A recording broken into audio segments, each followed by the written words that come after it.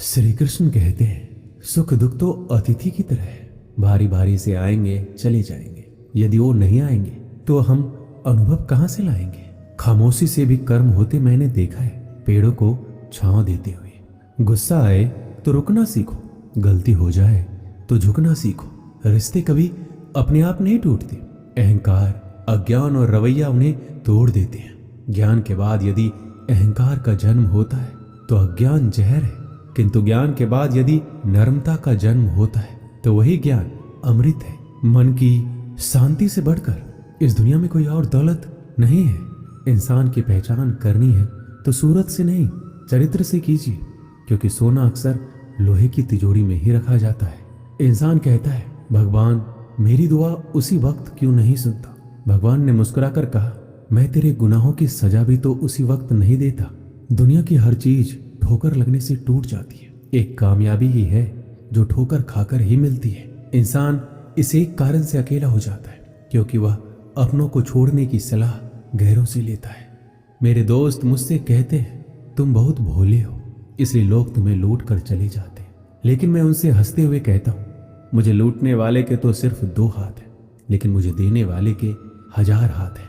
कुछ नहीं मिलता दुनिया में मेहनत के बगैर। मेरा अपना साया भी मुझे धूप में आने के बाद मिलता है।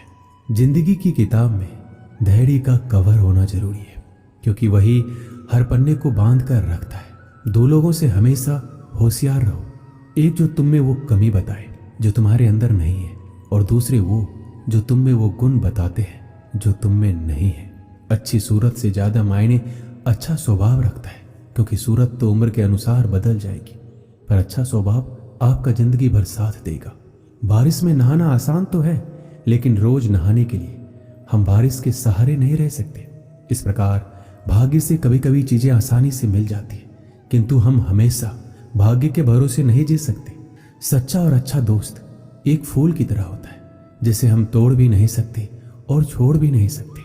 अगर तोड़ दिया तो मुरझा जाएगा, और अगर छोड़ दिया तो कोई और ले जाएगा। दिल के सच्चे लोग भले ही जीवन में अकेले रह जाते, लेकिन ऐसे लोगों का साथ भगवान जरूर देते हैं। श्री कृष्ण कहते हैं, गुरु और सड़क दोनों एक समान होते हैं, खुद वही रहते हैं पर दूसरों को मंजिल तक पहुंचा देते हैं।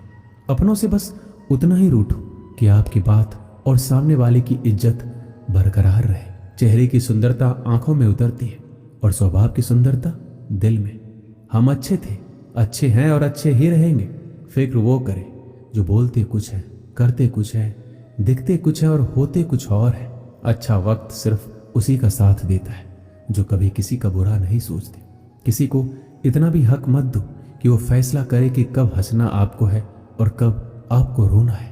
अपने वो नहीं होते जो तस्वीर में साथ खड़े होते हैं, अपने तो वो होते हैं जो तकलीफ में साथ खड़े होते हैं। चेहरा चाहे कितना भी सुंदर हो, अगर जुबान कड़वी हो तो लोग मुंह फेर ही लेते हैं, क्योंकि जुबान की सुंदरता चेहरे की सुंदरता से कहीं ज्यादा बढ़कर है। हर सूर्यास्त हमारे जीवन में एक दिन कम कर देता है, लेकिन हर सूर्योदय हमें आशा भरकर एक नया दिन दे जाता है। इसलिए सदैव बेहतर की उम्मीद करें।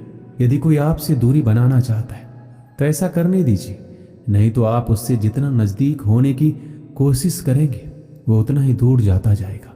माता पिता पर उतना ही विश्वास रखो जितनी दवाइयों पर रखते हो। थोड़े बेशक कड़वे हैं पर आपके फायदे के लिए। आशा और विश्वास कभी गलत नहीं होते, ये हम पर निर्भर करता है कि हमने आशा किससे और विश्वास किस पर किया है। निकले हम दुनिया के भीड़ में तो पता चला कि हर वह शख्स अकेला है जो दूसरों पर भरोसा करता है। परेशान ना हुआ करो सबकी बातों से। कुछ लोग पैदा ही बकवास करने के लिए होते हैं। सपने देखने वाले सो जाते हैं और सपनों को जीने की ख्वाहिश रखने वालों को आंख बंद करके भी नींद नहीं आती। लोगों को खोने से मत डरो, डरो इस बात से कि कहीं लोगों का दिल रखते तुम खुद को ही ना खो दो। श्री कृष्ण कहते हैं, भक्ति और भरोसा इतना रखना कि संकट हम पर आए और चिंता भगवान करे। अपनी गलती को तुरंत स्वीकार कर लेना और दूसरों की गलतियों को नजरअंदाज कर देना, यही सकारात्मक सोच की दिशा में पहला कदम है। शस्त्र केवल शरीर को घायल कर सकते हैं, किंतु शब्द आत्मा को भी घायल कर देते हैं। कोशिश करें अच्छा बोले, अच्छा सुने और अच्छा व्यवहार करें। अच्छी नसीहतों का असर आजकल इसलिए नहीं होता क्योंकि लिखने वाले और पढ़ने वाले दोनों ही यह समझते हैं कि ये तो दूसरे के लिए है। मुझे पागलों से दोस्ती करना पसंद है, क्योंकि मुसीबतों में कोई समझदार काम नहीं आता। मिट्टी के घरों में लोग खड़े होते हैं, औकात में भले ही छोटे मगर इंसानियत में बड़े होते हैं। जरूरी नहीं कि जिनमें सांस नहीं वो मुर्दा है, जिनमें इंसानियत नहीं वो कौन सा जिंदा है। जिंदगी गुजारने के दो तरीके हैं, जो पसंद है उसे हासिल कर लो, या फिर जो हासिल है उसे पसंद कर लो। दो लोगों को जिंदगी में कभी नहीं भूलना चाहिए, एक जिसने तकलीफ दी हो और दूसरे वो जिन्होंने तकलीफ में साथ दिया। रंग में भी इतने रंग कहाँ जितने रंग बदलते हैं आजकल के इंसान। संस्कार किसी विश्वविद्यालय में नहीं मिलते, घर के माहौल में ही मिलते हैं। अकेले कमाते हो और पूरा घर खाता है तो घमंड मत करना, ऊपर वाले को धन्यवाद करना कि इस भले काम के लिए भगवान ने आपको चुना है। दिल में हो जज्बा कुछ कर दिखाने का तो जलते दिए को भी आंधियों का डर नहीं होता। जो दिखता नहीं है वो बुनियाद होती है, वो चाहे ईश्वर हो, संस्कार हो या विचार हो। कभी सोचा है पानी से जुदा होकर मछलियां क्यों मर जाती है? क्योंकि उन्हें नहीं मालूम था कि किसी की नजदीकियां पहले आदत, फिर जरूरत, फिर जिंदगी बन जाती है। भाषाओं का अनुवाद हो सकता है, भावनाओं का नहीं। कभी कभी कदर और एहसास के लिए जरूरी है कि कुछ वक्त उससे दूर रहा जाए। याद रखना, अक्सर वही लोग हम पर उंगली उठाते हैं जिनको हमें छूने की औकात ना हो। आजकल दुनिया में इंसान की कीमत उसके चले जाने के बाद पता चलती है। जब कोई व्यक्ति अपनी समस्याओं को आपके सम्मुख रखता है तब वह आप पर ईश्वर के जैसा संपूर्ण विश्वास रखता है। समय बताने वाले बहुत हैं, पर समय पर काम आने वाले बहुत कम। अपनी किस्मत को दोष कभी मत देना। आप इंसान बनकर पैदा हुए हो, ये किस्मत नहीं तो और क्या है। काश लोग समझ जाए कि रिश्ते एक दूसरे का ख्याल रखने के लिए बनाए जाते हैं, एक दूसरे का इस्तेमाल करने के लिए नहीं। जो कदर नहीं करते उनके लिए लोग रोते हैं, और जो हर किसी की कदर करते हैं उन्हें लोग अक्सर रुलाते हैं। ये दुनिया वाले भी अजीब हैं। दुनिया तो आपके राह में पत्थर फेंकेगी, लेकिन यह आपके ऊपर निर्भर करता है कि आप इस पत्थर को कैसे इस्तेमाल करते हो। दूसरों पर वही पत्थर फेंक कर या अपनी कामयाबी का पुल बनाकर। जिंदगी में कभी भी निराश मत होना। क्या पता कल वो दिन हो जिसका तुम्हें बेसब्री से इंतजार था। किसी को कभी दुख मत देना, क्योंकि दी हुई चीज एक दिन 1000 गुना होकर लौटती है।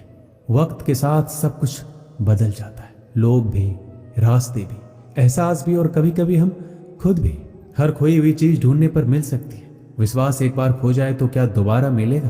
कैलेंडर हमेशा तारीख बदलता रहता है, पर एक दिन ऐसी भी तारीख आती है जो कैलेंडर को ही बदल देती है।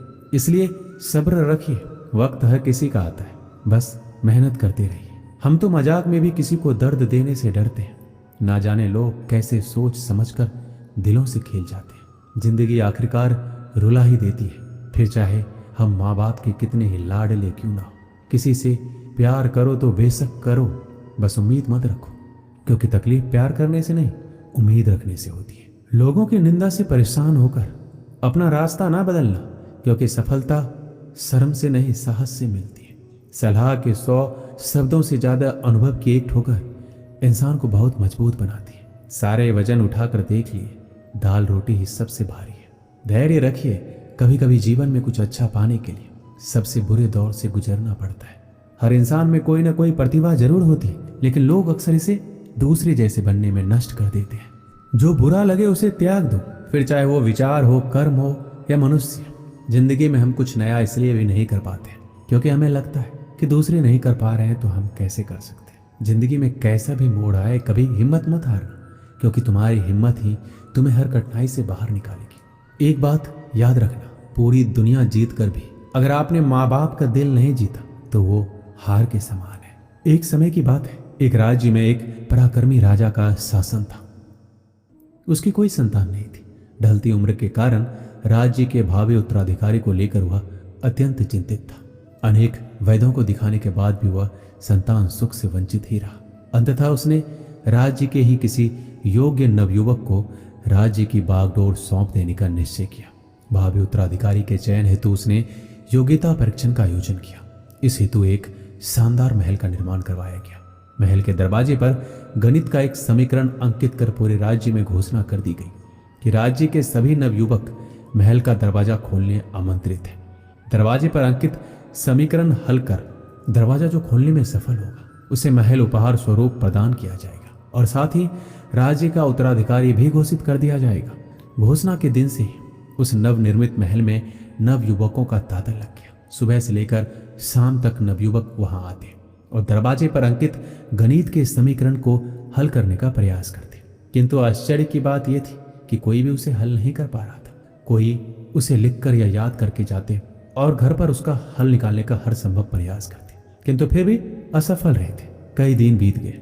राजा के बड़े से बड़े गणितज्ञ भी उस समीकरण का हल निकालने में असमर्थ रहे। तब राजा ने दूसरे राज्यों के गणितज्ञों को आमंत्रित किया। दूसरे राज्य के गणितज्ञ आए और गणित का वह समीकरण हल करने लगे। जैसे जैसे दिन ढलता गया, एक एक करके गणितज्ञ वहां से जाते गए। अंत में मात्र 3 लोग शेष बचे। उनमें से 2 दूसरे राज्य के गणितज्ञ थे, किंतु तीसरा गांव का एक साधारण सा युवक था। दोनों गणितज्ञ जहां गणित का समीकरण हल करने में लगे हुए थे, वो युवक एक कोने में खड़े होकर उन्हें देख रहा था। राजा ने जब उसे यूं खड़ा देखा तो पास बुलाकर पूछा, तुम दरवाजे पर अंकित समीकरण हल क्यों नहीं कर रहे? युवक बोला, महाराज, मैं तो बस यूं ही इन नामी गिरामी गणितज्ञों को देखने आया। ये अपने राज्य के इतने बड़े गणितज्ञ हैं, इन्हें समीकरण हल करने दीजिए। यदि इन्होंने हल निकाल लिया तो राज्य के उत्तराधिकारी बन जाएंगे। इससे बड़ी खुशी की बात और क्या होगी। यदि ये समीकरण हल नहीं कर पाए तब मैं कोशिश करके देखूंगा।